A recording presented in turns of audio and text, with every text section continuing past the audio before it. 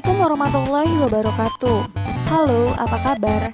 Berjumpa lagi bersama saya, guru virtual mata pelajaran Bahasa Indonesia. Nama saya Rospita Nurfazriyah. Kali ini saya akan menyampaikan materi kelas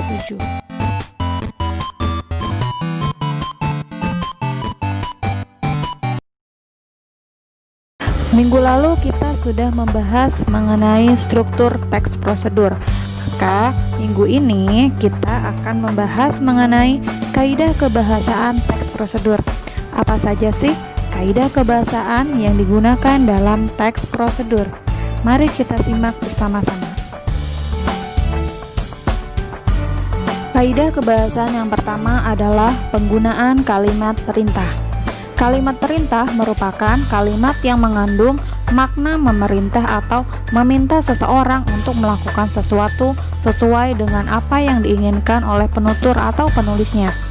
Ciri-ciri kalimat perintah yang pertama, intonasi pada bagian tengah kalimat naik atau meninggi.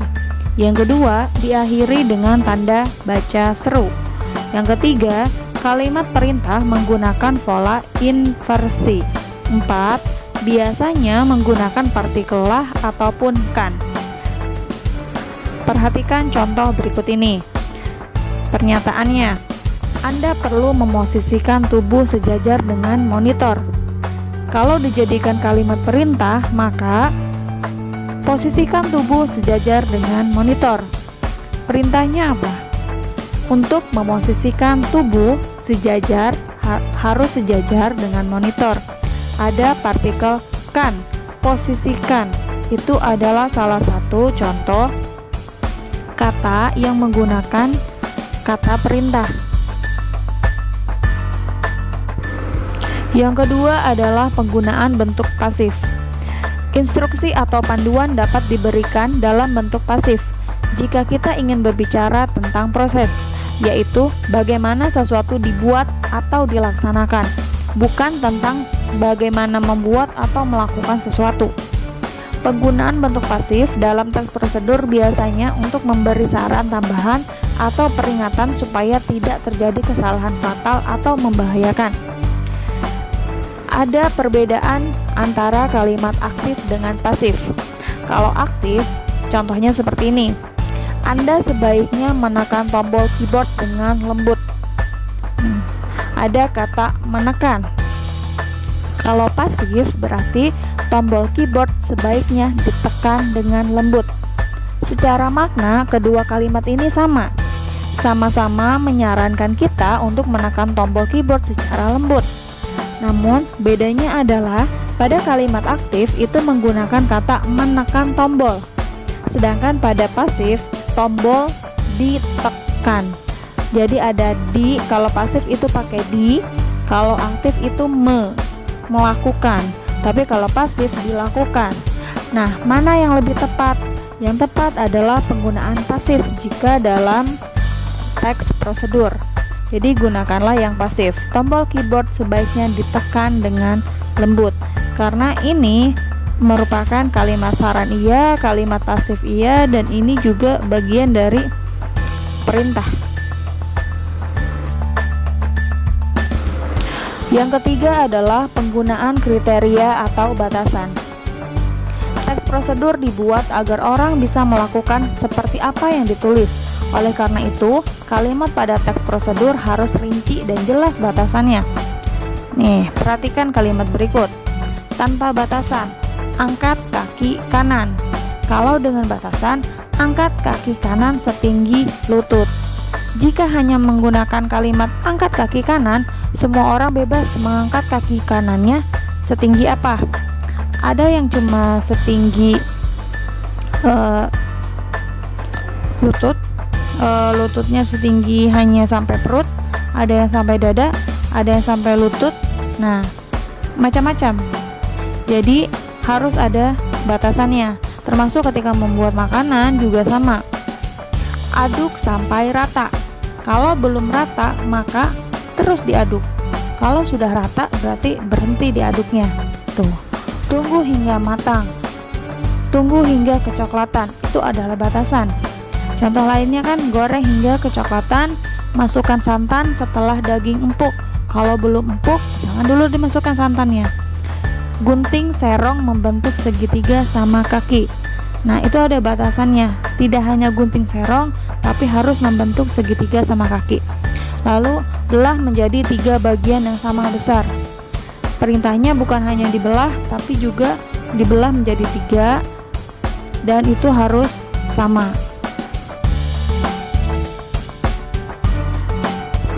Yang keempat, penggunaan kata keterangan. Yang pertama, dari kata keterangan itu ada banyak. Yang pertama kita bahas mengenai keterangan cara. Keterangan cara berarti kita melakukan. Adverbial ini menambah keterangan cara pada kegiatan atau peristiwa yang terjadi. Biasanya menggunakan kata dengan atau secara. Bungkuslah adonan dengan rapat. Nah, ini adalah cara. Kenapa cara? Bagaimana kita melakukannya? Talikan rafia dengan cara menyilang. Tidak hanya menalikan, tapi bagaimana caranya? Minum cairan dengan cara tanpa diaduk. Berarti kita minum sesuatu, ada cairan kita minum, gak usah diaduk. Itu caranya. Bunyikan secara serentak semua gendang. Berarti bunyi gendangnya tidak bersaut-sautan, tapi harus secara serentak.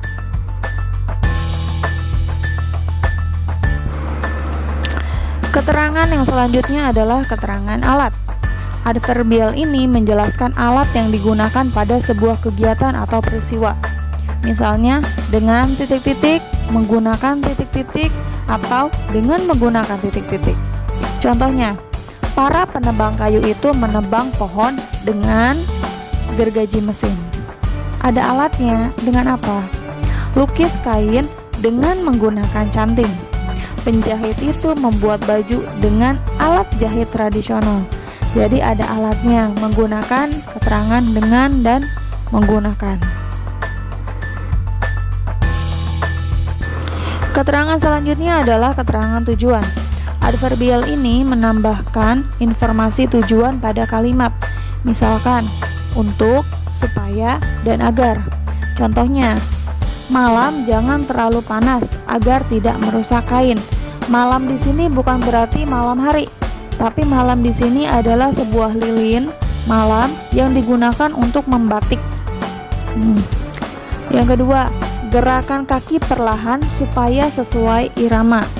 Ada tujuannya. Kenapa sih kita harus menggerakkan kaki perlahan atau pelan-pelan? Tujuannya adalah supaya sesuai dengan irama. Hiasi dengan bunga untuk hasil yang lebih cantik. Nah, kita harus menghiasi dengan bunga supaya apa? Untuk apa? Agar apa? Agar hasil yang didapatkan menjadi lebih cantik atau lebih baik. Keterangan yang selanjutnya adalah keterangan kuantitas atau jumlah. Kata ini menambahkan keterangan kuantitas pada sebuah kalimat yang disertainya. Contohnya, langkahkan kaki 2 langkah ke kanan dan hitungan keempat tepuk tangan 1 kali. Di sana ada jumlah atau kuantitas. Ada langkah, tidak hanya melangkah dengan asal, tapi harus ke kanan 2, lalu pada hitungan keempat tepuk tangan 1 kali. Yang kedua, setidaknya tanaman dipupuk sebulan sekali. Itu juga jumlah atau kuantitas.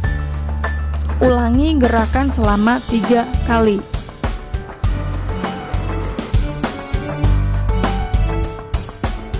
Selanjutnya adalah keterangan syarat. Kata keterangan ini menambahkan keterangan syarat terjadinya suatu peristiwa. Keterangan syarat, contoh katanya adalah jika. Jika malam digunakan pada canting terlalu panas, maka akan merusak kain. Jika gula terlalu banyak, akan cepat gosong. Ini ada syarat. Jika A, maka B. Kalau tidak mau B, maka harus A. Selanjutnya adalah keterangan akibat. Kata keterangan ini menambah keterangan akibat yang ditimbulkan dari sebuah peristiwa atau kegiatan. Contoh katanya adalah hingga, akibatnya, sehingga, sampai, dan menjadi. Goreng adonan hingga kecoklatan. Ulangi kegiatan sampai bahan habis. Ada akibatnya. Kaidah kebahasaan yang kelima adalah penggunaan kalimat saran atau larangan. Teks prosedur memandu pembaca agar selamat, aman, dan dapat mencapai hasil maksimal. Oleh karena itu, bahasa teks prosedur juga menggunakan saran, keharusan, dan larangan agar tidak menimbulkan bahaya. Ini fungsinya kata larangan, supaya kita tahu batasannya sampai mana, supaya kita tahu tujuannya untuk apa. Kenapa sih harus begini? Kenapa sih harus begitu? Penggunaan kata atau frasa hubung yang digunakan dalam larangan adalah sebaiknya, hindari, jangan, jika tidak, kecuali jika, dan sebaiknya. Contohnya, hindari penggunaan HP pada anak di bawah umur. Ini adalah larangan. Kita harus menghindari. Perintahnya adalah untuk menghindari. Yang kedua, sebaiknya gunakan protein tinggi. Ini adalah saran atau larangan. Lalu, jangan didiamkan terlalu lama karena bahan akan basi. Ini juga larangan, jelas, karena ada kata jangan. Yang keenam adalah penggunaan konjungsi dan pelesapan. Pelesapan ya, bukan pelepasan. Langkah dalam panduan dapat dihubungkan dengan ungkapan seperti kemudian, sekarang, berikutnya, setelah ini, dan kadang-kadang penulis menggunakan suatu penghubung yang diulang terlalu sering. Untuk itu diperlukan pelesapan. Pelesapan ini tujuannya adalah untuk mempersingkat, karena teks prosedur itu singkat, padat, dan jelas sifatnya. Pelesapan adalah penghilangan bagian tertentu yang sama dan sudah disebutkan sebelumnya. Karena sudah disebutkan sebelumnya, maka tidak disebutkan lagi. Ini akan menghemat kalimat. Contohnya adalah masak tepung ketan dan cairan santan selama 30 menit. Itu perintahnya, yang pertama. Yang kedua, aduk terus hingga mengental dan berwarna kecoklatan. Apa yang diaduk? Yang diaduk adalah tepung dan santan yang telah dimasak tadi. Kita tidak mungkin menuliskan aduk terus tepung dan santan yang dimasak selama 30 menit tadi hingga mengental dan berwarna kecoklatan, karena itu akan terlalu banyak, akan terlalu panjang. Yang kedua, angkat adonan dan setelah dingin cetak hasil tepung dan santan yang telah mengental hingga membentuk persegi panjang. Kita nggak mungkin juga menuliskan sepanjang itu. Jadi apa yang dicetak? Hasil tepung dan santan yang telah mengental tadi. Jadi itu tidak perlu diulang. Itu adalah gunanya pelesapan. Jadi kalau sudah disebutkan, nggak usah disebutkan lagi.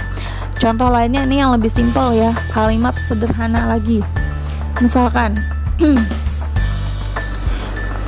aku menyiram tanaman, kemudian aku memetik bunga.